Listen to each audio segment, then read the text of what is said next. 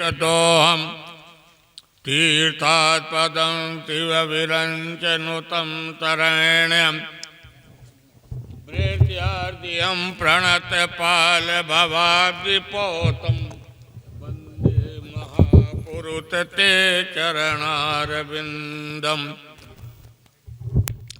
वन्ति विभूतितकरा नवनीरदावात् पीताम्बरादरुणबिम्बफलधरोष्ठात् पूर्णेन्दुतुन्दर मुखादरविन्द्रनेत्रात् कृतनाथ किमपि तत्त्वमहं न जाने कृष्णत्वदीय पंकज पंजरान्ते अद्यै मे विततुमानत राजहंस प्राण प्रयाण तमये कपिवात पित्तौ कंठावरोधनं विदवत्मरणं कुतस्ते नारायणं नमस्कृत्य नरश्चैव नरोत्तमम् देवीं सरस्वतीं व्यासं ततो जयमुदीरयेत् अज्ञानान्तिरान्धस्य ज्ञानाञ्जनशलाकया चक्षुर्मीलितं येन तस्मै श्रीगुरवे नमः। जय जय राधारमण जय जय नवल किशोर जय गोपी चित चोर प्रभु जय जय माखन चोर। भक्त भक्ति भगवंत घोर चतुर बपुनाम एक इनके पद बंदन किए विघ्न नाशत अनेक। बोले भागवत भगवान की जय। वृंदावन बिहारी लाल की जय। उमापति महादेव की जय। सब संतन की जय। सब देवतन की जय। समत्यावाहित मंडल देवी देवताओं की जय। हनुमंत लाल की जय। जय जय सीताराम जय जय राधे श्याम।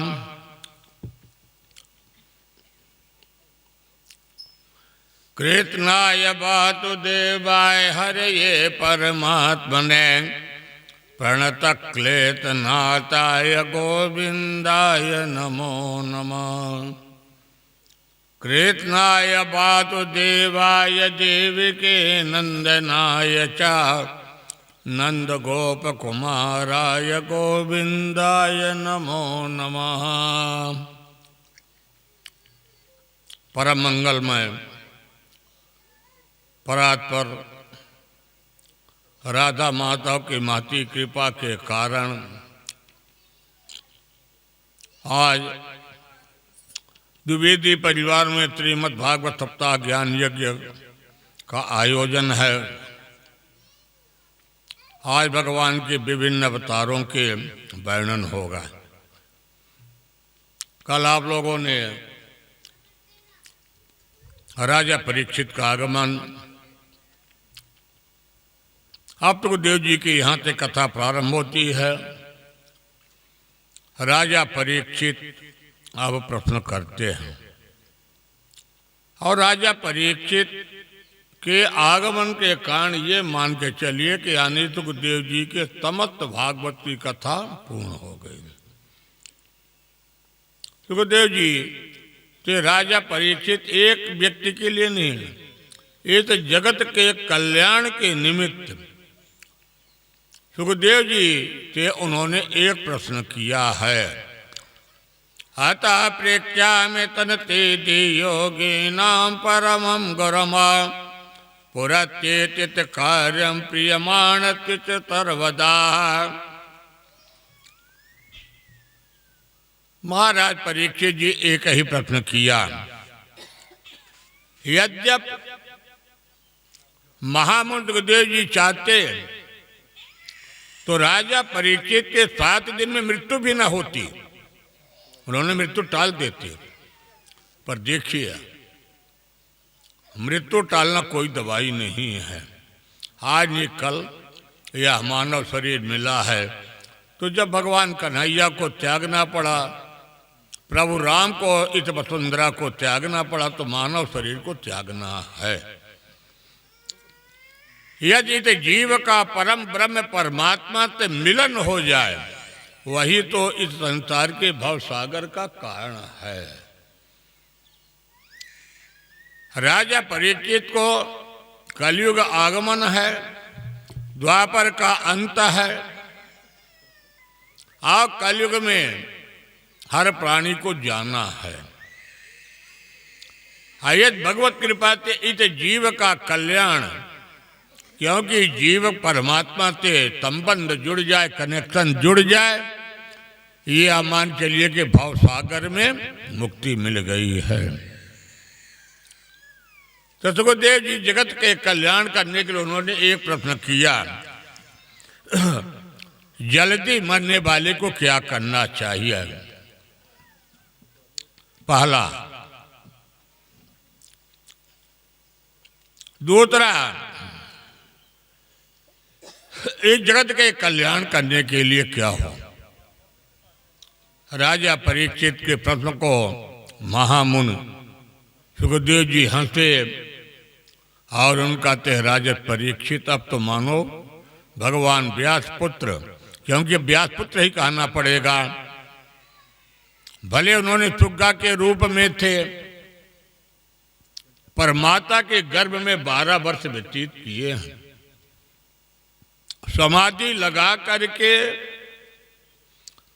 अपने 12, इसलिए उन्होंने आज व्यास पुत्र ही कहेंगे। जैसे प्रथा आएगी, जब भगवान 6 दिन के थे, तो 6ठी थी, तो पूतना राक्षसी आती है, चाहे जिस भी बहाना से आई हो, पर भगवान ने उसको उत्तम गति दिया है। उत्तम गति क्यों दिया? कि माता और पुत्र का एक अलग संबंध होता है। माँ को ही एक अधिकार है पुत्र से वात्सल्य प्रेम देना। तो पूतना राक्षसी चाहे जित भाव से आई हो, शरीर में सर्वांग जहर लेके ही आई हो, पर आज भगवान का वात्सल्य स्वरूप दिया, स्तन पान कराई, इसलिए भगवान ने उसको मोक्ष की गति दिया है। तो परीक्षित जी से कहते हैं कि आप चिंता मत करिए, क्योंकि परीक्षित जी अपने लिए प्रश्न नहीं किया। सतयुग में आयु होती थी एक व्यक्ति की 1 लाख वर्ष। सतयुग में मृत्यु होती नहीं थी। सतयुग में साधना का युग था। सतयुग जैसे समाप्त हुआ, त्रेता युग आया। त्रेता युग जैसे आया, मनुष्य की आयु 10,000 वर्ष रह गए। त्रेता के बाद द्वापर आया, 1 बिंदी और हटा दीजिए।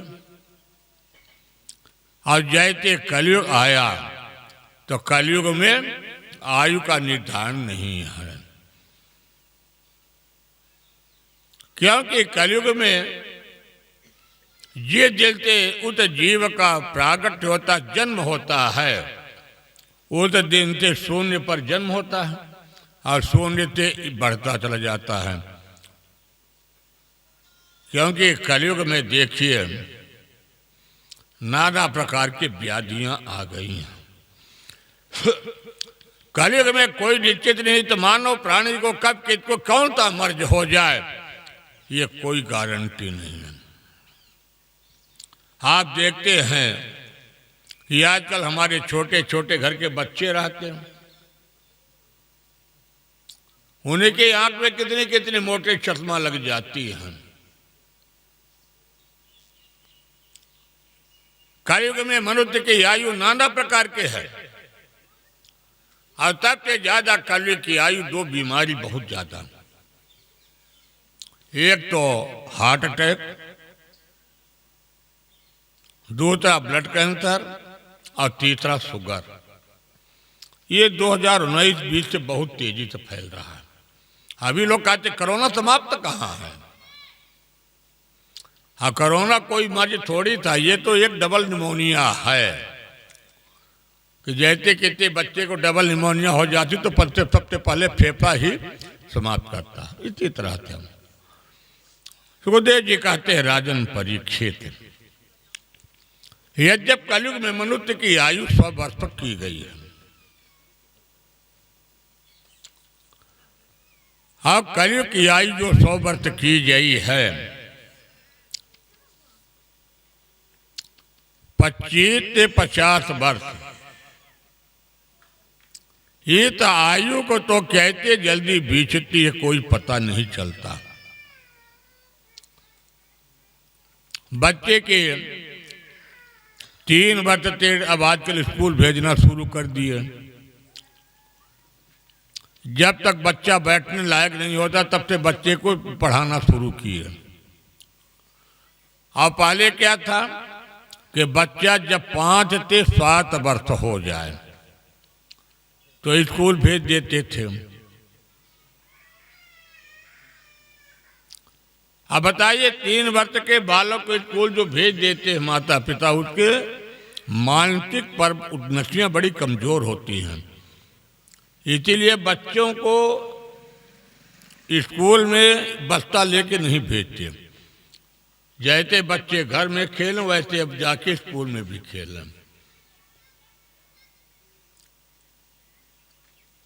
अभी जो आपकी नई शिक्षा नीति अपने बच्चों के लिए आई है,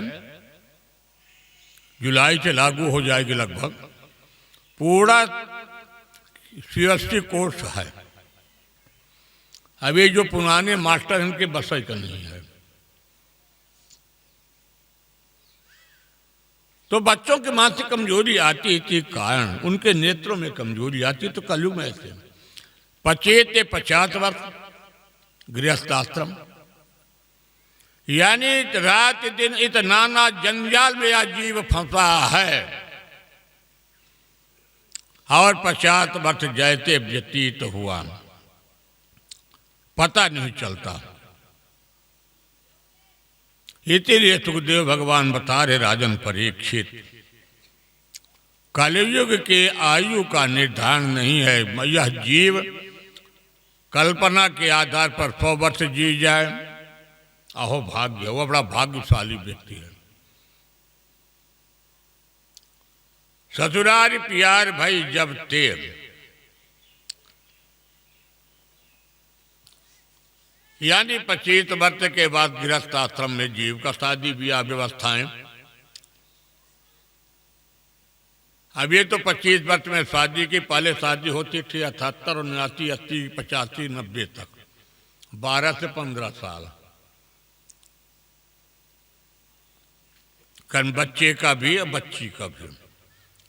अब आजकल तो कानून निर्धारण हो गया भैया 35 से 45 साल। अब 35 से 45 साल उम्र तो समाप्त हो गई ना। अब बचा कितना आयु 5 वर्ष। 35 से 45 में ब्याह होगा, बच्चा 5 साल ना, मान लीजिए ज़्यादा से ज़्यादा 10 साल। सुखदेव जी कहते हैं, राजन परीक्षित, आपने क्या प्रश्न किया कि मरने वाले को क्या किया जाए। देखिए, यह जो मानव शरीर मिला, यह बड़ा भाग्यशाली से मिलता मानव शरीर। 84 लाख योनियों को चक्कर लगाने के बाद जितने चींटी, मटा, सूक्ष्म जीव, जलचर, गोचर, चौंकी अभी आएगा, 4 प्रकार के यहाँ पर सृष्टि होती है। अंडज, पिंडज, श्वेतज, उद्भिज, यानी अंडा वाले जीव। पिंड में मानव शरीर आता है, क्योंकि यह जब जीव माँ के गर्भ में आता है तो वह पिंड के रूप में बनता है और फिर अंत में जाके कुछ महीनों के बाद यह जीव अपने माँ के गर्भ में परिवर्तन होने लगता है। दूसरी बात, यह जो भागवत भगवान की कथा है यह देवलोक में नहीं है। देवता लोग भी चाहते हैं कि मुझे कौन सा शरीर मिले, यह मानव शरीर मिले। जब यह जीव माँ के गर्भ में रहता है और समय आने पर जब इस जीव का जन्म होता है, इस वसुंधरा में वह जीव 3 बार रोता है, क्वाहम क्वाहम क्वाहम, यानी भगवान मुझे कहाँ भेज रहे हो अब। क्योंकि जीव माँ के गर्भ में जब पालन करता है वह जीव नाना प्रकार की यातनाओं से वहाँ भोगता है माँ के गर्भ में। माँ जैसे भी भोजन करती, खट्टा मीठा कसैला यानी मिर्च जो भी करती हैं, यह जीव माँ के गर्भ में एक हथड़ी में बंधा रहता है, माँ के दाएं कोख बाएं कोख में घूमता है और जैसे माँ के उस भोजन उधर उसके पेट में जाता वह जीव छटपटाता है। और जीव छटपटा के क्या कहता है कि माँ प्रभु मुझे एक बार माँ के गर्भ से मुक्ति दे दोगे तो मैं जाकर के इस सांसारिक जीवन में नाना प्रकार की आपके खूब भजन पूजा संध्या करूंगा। पर जब जीव यहाँ आया तो सांसारिक इत मायाओं में बन गया। वो तो सांसारिक के नाताओं से जुड़ जाता है। आदमी सांसारिक नाताओं का परिचय कराना प्रारंभ किया। हम बाबा हैं, नाती हैं, नाती नहीं, हम आपके ये हैं, वह जीव बन गया। ततमाद भारत सर्वात्मा भगवान ने तरो हरि तस्रोतव्या कीर्ति व्यत्यात्मात चा भयमहा। तो स्वात त्वात पर कृष्ण भजीविता त्वात जन खोय ना जानिया त्वात किया बन होय न होय। जैसे पहले जो लोहार रहते थे, जिसको आजकल विश्वकर्मा जी कहते हैं, लोहार के एक होती थी धौंकनी हवा देने वाली। तो जब उस धौंकनी को बंद कर दें तो अग्नि प्रज्वलित समाप्त ठंडा हो जाता। इसी प्रकार से मानव शरीर है। हम चलते हैं, फिरते हैं, रात्रि को जब शहर में अजीब चला जाता है, इसीलिए कहा जाता है कि कभी मनुष्य को झटके में नहीं जगाना चाहिए। क्योंकि यह जो जीव है, यह जीव इस शरीर के अंदर स्वच्छंद विचरण करता है। इसलिए तो देव जी कहते राजन परीक्षित, चलते फिरते अपना मन प्रभु के चरणों में जोड़िए, कनेक्शन जोड़िए, चिंतन करिए। आज जब चिंतन करते करते या मन प्रभु के चरणों के कनेक्शन जुड़ जाता है, जैसे हमारे घर में अंधेरा है,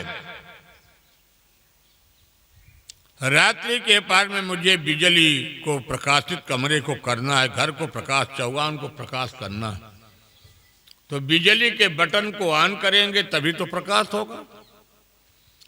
ये बिजली के बटन को हम लोग नहीं ऑन करेंगे, यानी दबाएंगे नहीं, तो प्रकाश नहीं होगा। इसी तरह तो हमारे शरीर में भी अंधकार से भरा है।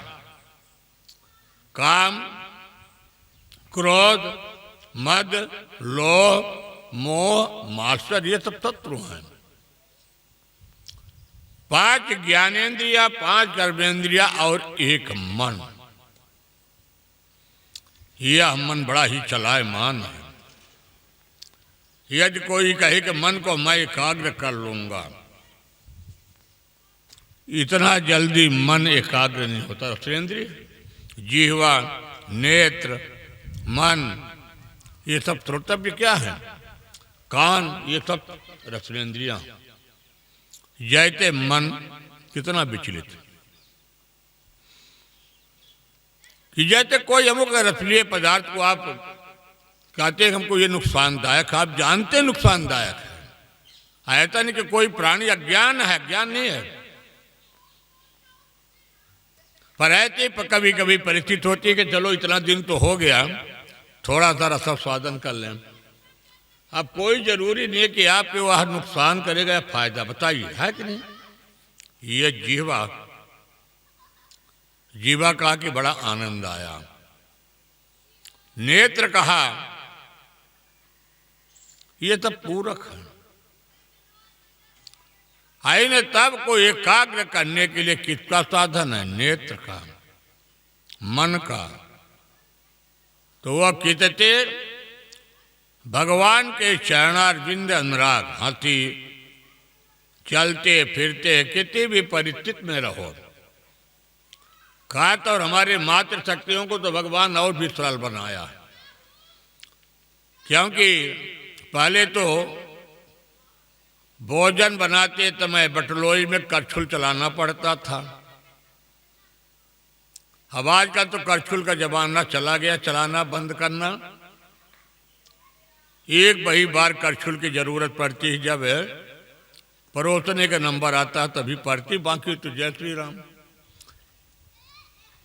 तो अपना मन तो स्वतंत्र है, जिसको कहते मानसिक पूजा। अभी भी देखिए बहुत तो ऐसे माताएं मातृ शक्तियां हैं कि अपने कार्य करते करते अपने आधा पूजा कर जाती है। स्नान कपड़े बदलने के बाद आधा पूजा उनका हो जाता है। और फिर रह जाता गोपाल जी को नवारना, ठाकुर जी को नवारना, किसको किसको तो अपना करती है। कार्य के कर्म करहूं विधि नाना, तमन राखहूं जहां कृपा निधाना। देखिए अपने बस का एक भी चीज नहीं है। हरि कृपा बिना कुछ नहीं होगा भैया, आज भी नहीं होगा। आपने कोई कार्य का योजना बनाया और जब तक कार्य पूर्ण न हो जाए तब तक ये मान चलिए वो तो हरि कृपा से ही कार्य पूरा होता। कार्य प्रारंभ करने के प्रेरणा देने वाले हरि ही है, नारायण है। कार्य को कराने वाले ही नारायण की कृपा होती है। हम आप तो एक निमित्त हैं। जैसे ये भागवत आयोजन हुआ अभी आपके यहाँ वाल्मीकि, एक ही घर में 2 कार्यक्रम हुए।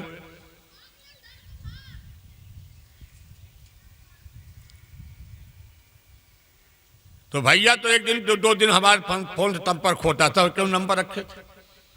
अब जिस दिन हमारे गए उसके 2 या 3 दिन बाद आप सवेरे सवेरे पहुंचे, सुबह के लेट हम ना आए।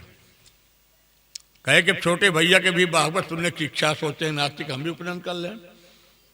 प्रेरणा देने वाले कौन है? नारायण ही है। हम आप तो एक निमित्त बैठे हैं। कार्य की कर्म करहूं विधि नाना, हम लोग कर्म करने के लिए आए हैं। पर जब कृपा निधान प्रभु नारायण की कृपा होती है, इसलिए मन भी गोविंद के चरणों का यदि कनेक्शन जुड़ जाता है, वह पीछे लौट के नहीं देखता है।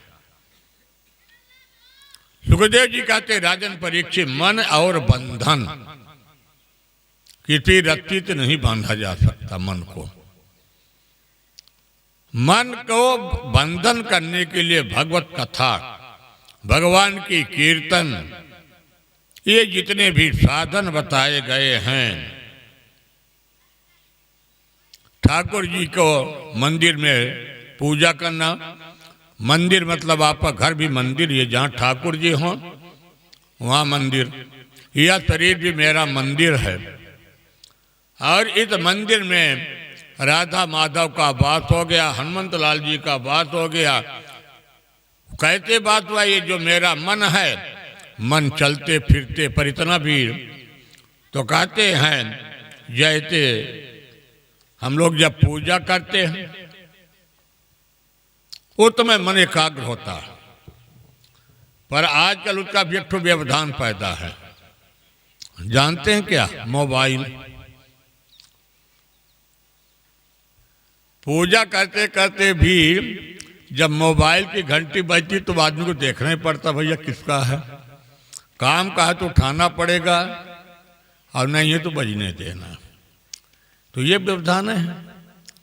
फिर भी यदि नहीं रखेंगे तो काम नहीं चलेगा। तो मन का बंधन कहाँ है? भगवान नारायण से है। तो परीक्षित जी ने कहा कि प्रभु ये बताइए कि पूजा करने के पहले आसन चाहिए, कथा भागवत सुनने के लिए बढ़िया आसन लगाना पड़ता, व्यवस्थाएं, तो गोविंद के मन कैसे लगाऊं? सुखदेव जी कहते हैं, राजन परीक्षित, जिता तनो जितत्वात् जित तंगो जितेन्द्रिया स्थूले भगवते रूपे मनः संधारयति दिया। पहले जब आप पूजा में बैठते हैं तो पूजा तल में अपने आसन को लगाइए। आसन का मतलब ये है कि आप का जो भी चटाई है, अब ऐसे आसन में तो आता है, बातों में बड़ा पवित्र होता है कुशासनी, जो कुत की आसनी बनती है। आप तो खुश है आपके नदी किनारे भले मिल जाए आचार्य पंडितों को भादों के अमावस्या को, आपके नागपुर में महाराष्ट्र में एक भी कुछ के पेड़ नहीं मिलेंगे। गांव में चले जाइए कुछ का पेड़ ही नहीं उत्पन्न होता वहाँ। ये जितने हमारे आचार्य पंडित हैं ना, यहाँ से कुत्ता लेके जाते जो रीमा राज्य के आचार्य पंडित हैं। आज जो महाराष्ट्र के पंडित हैं तो दूब को नोच लिए और मौली में बांध लिए। मौली आप लोग सभी जानते हैं, आया तो फूल में, बातों में कुछ, जैसे आप लोग ये पहनते हैं आप कुछ को, अब ये तो तमाम सुविधाएं निकल गई हैं, तो बन के अंगूठी पहन लो, नहीं कुछ है तो भैया दूब के पैंती बना लो। ये तो अन्य विकल्प है, पर ओरिजिनल विकल्प वही कुशासन, जिता आसन लगाइए। आसन लगाने के बाद प्राणायाम, तो पहले बैठने का अभ्यास, फिर प्राणायाम, यानी मन को जीतना तो पहले आसन जीतो। जितासन का मतलब है एक आसन में कितने देर तक आप बैठ सकते हो। तो एक दिन पहले दिन ही ऐसा मत करिए कि आप 3 घंटे बैठ जाइए। 3 घंटे बैठ जाएंगे तो आपको तकलीफ होने लगेगी बैठने का। इसके बाद सुखदेव जी कहते हैं, राजन परीक्षित, पहले उठने का अभ्यास होना चाहिए। ब्रह्म मुहूर्त में उठना चाहिए, 4 बजे भोर, या ना 4 से तो 5 बजे उठ जाना चाहिए।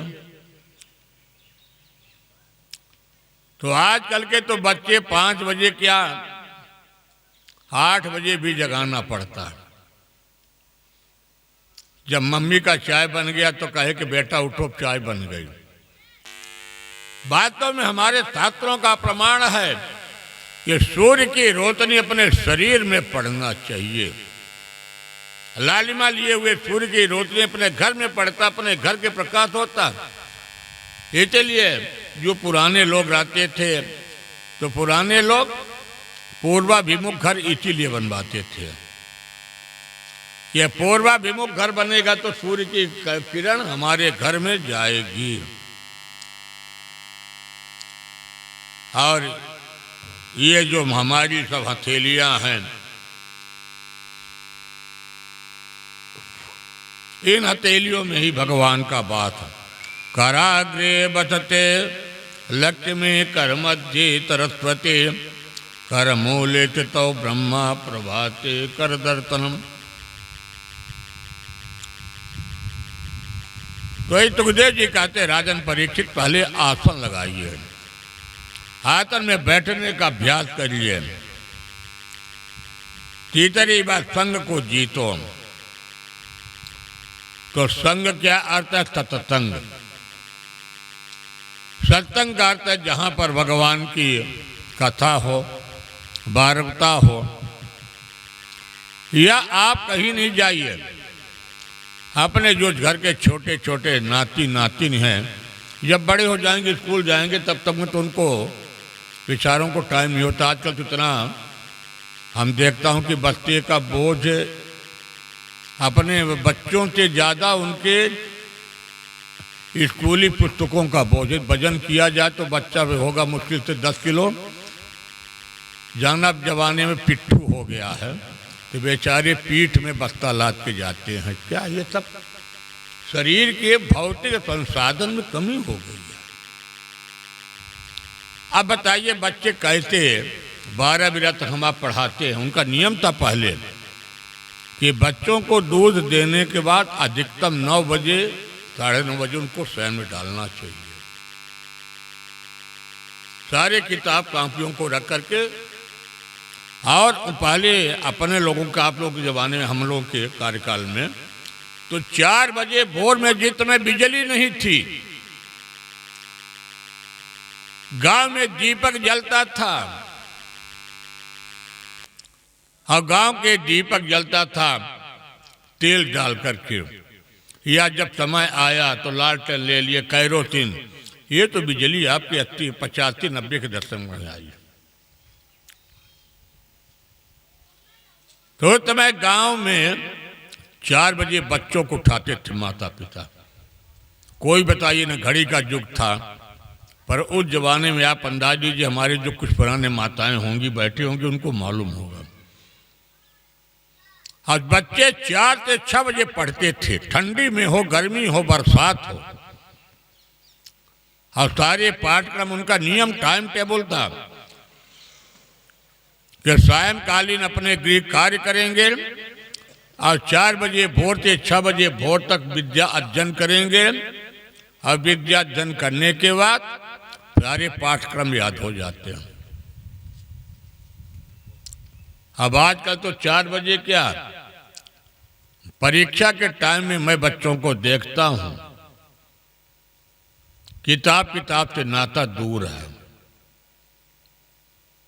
बच्चियों का जरूर आजकल